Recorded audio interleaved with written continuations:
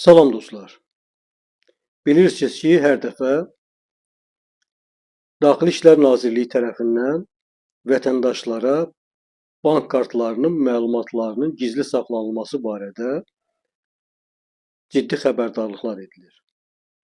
Və çalışın bank məlumatlarınızı, bank kart məlumatlarınızı daha doğrusu heç kimə həvalə etməyin. Bəli, bank əməkdaşı olduğunu deyib 13.000 manatı talayan şəxs polis tərəfindən saxlanılıb.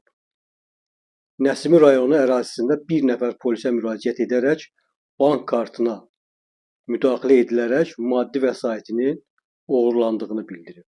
Belə ki, özünü bank əməkdaşı kimi təqdim edən şəxs naməlum nömrədən ona zəng edərək kartına müdaxilə edildiyini bildirib və kart məlumatlarını isə zərər çəkmiş birbaşa olaraq həmin şəxsə göndərib və nəticə etibarilə həmin vətəndaşın 13.000 manat pulu ələ keçirilib.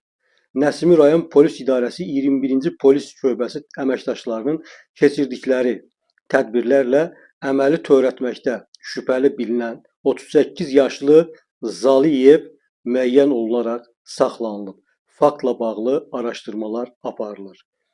Bəli dostlar, çalışın bank kartlarınızın məlumatlarını kimsəyə həvalə etməyin və gizli saxlayın və belə hallarla rastlaşdıqda isə Daxili İşlər Nazirliyinin hüquq mühafizə orqanlarına müraciət etməyinizi tövsiyə edirəm.